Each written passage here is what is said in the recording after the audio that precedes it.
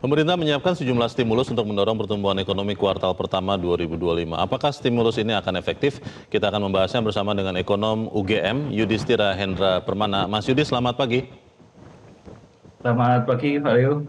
Ya, Mas Yudhis, kita sudah dengar langsung dibacakan oleh Presiden Prabowo bahwa ada 8 poin kebijakan pendorong ekonomi kuartal pertama 2025. Kalau saya lihat di dalam situ dibandingkan dengan katakanlah periode yang pertama yang sama first quarter 2024, yang berbeda itu adalah ada program makan bergizi gratis. Sementara yang lain-lainnya kurang lebih mirip-mirip ya. Kalau Anda lihat, apakah untuk yang sekarang baru saja diumumkan itu, Mas Yudhis, akan efektif mendorong ekonomi Indonesia di triwulan pertama ini lebih kuat lagi dibandingkan tahun lalu? Oke, baik Pak Leo. Begini, baik 8 yang baru diberikan ini dan juga pada saat waktu kebijakan cepat ya, ketika Mm-mm. pertama kali dilantik. Saya melihat di sini kebijakan yang diambil, strategi yang diambil ini merupakan hal-hal jangka pendek sifatnya. Ya Mm. memang itu juga penting ya, apalagi di tengah ancaman krisis ekonomi di tahun ini, ketidakpastian dalam berbagai hal itu sesuatu Ya. hal yang perlu dilakukan begitu. Tetapi kalau kita bicara apakah ini akan kemudian bisa meningkatkan daya saing dalam jangka panjang, Mm-mm. saya pikir perlu strategi yang lain karena jelas ini adalah strategi jangka pendek yang sifatnya adalah bantalan saja begitu. Untuk Mm. mungkin triwulan di satu ataupun mungkin juga efeknya akan sampai ke triwulan dua saja gitu. Mm. Kalau yang lain itu apa kira-kira, Mas Yudhis? Seperti gini, kalau kita berbicara jangka panjang, kita mungkin ingat beberapa waktu lalu ketika Presiden Prabowo menyebutkan prioritas pembangunan, ada ketahanan energi, ketahanan pangan, makan Oke. bergizi gratis, dan sebagainya.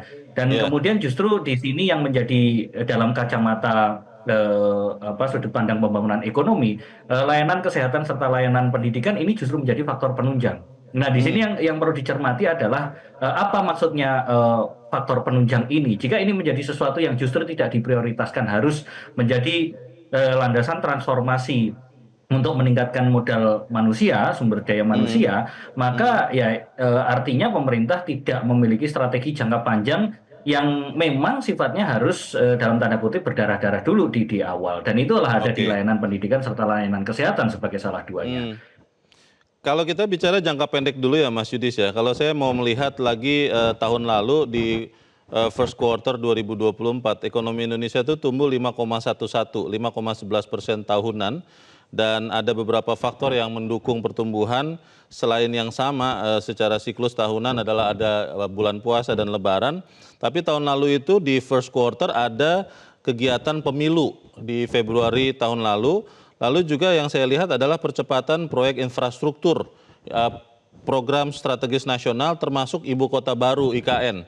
Yang dua terakhir ini kan tahun ini tidak ada ya, dan mungkin kalau saya berpikir itu akan digantikan efeknya oleh efek makan bergizi gratis. Itu bisa seperti itu atau seperti apa hitung-hitungan Mas Yudhis? Untuk jangka pendek dulu deh, Mas Yudhis. Hmm. Oke, kita akhirnya paham ya, masyarakat juga saya pikir juga mulai paham bahwa kebijakan jangka strategis itu adalah untuk jangka pendek. Tahun Hmm. lalu kita di kuartal pertama itu kan lebih tinggi ya, sekitar 5,11 dibandingkan kuartal terakhir 2023, Ya. 5,05 atau sekitar itu ya, Hmm. angkanya ada di sana. Dan itu kita paham ada dua agenda besar pada saat itu, yaitu pemilu, kemudian IKN serta dalam waktu berdekatan kemudian ada puasa. Nah, tahun ini Betul. tidak ada dan memang kalau kita lihat semacam ada stigma ya bahwa ketika puasa dan juga Lebaran itu konsumsi akan tinggi. Namun Hmm. yang perlu diwaspadai adalah kalau ini terjadi secara sorry bukan alami, tetapi maksudnya kapasitas masyarakat sendiri yang naik itu Hmm. bagus. Tetapi Hmm. dalam beberapa tahun terakhir kita ini didorong. Nah, tahun ini kita tidak melihat sesuatu hal yang relatif besar ya, dan Hmm. ditambah lagi juga seperti contohnya adalah proyek mercusuar itu tidak di stop dulu ya oleh Presiden Prabowo. Nah, justru Oke, ini kalau kebijakan jangka pendek, saya berpikir tidak akan jauh-jauh dari kuartal keempat 2024 ya, yang ada di 5,01 atau 02. Nah, tidak akan oke, jauh-jauh dari situ dan risikonya juga akan menuju ke ya, 4,9 atau 4,8 untuk kuartal 1 2025 ini.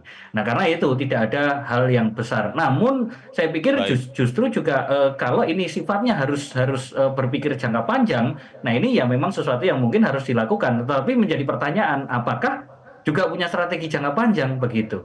Hmm.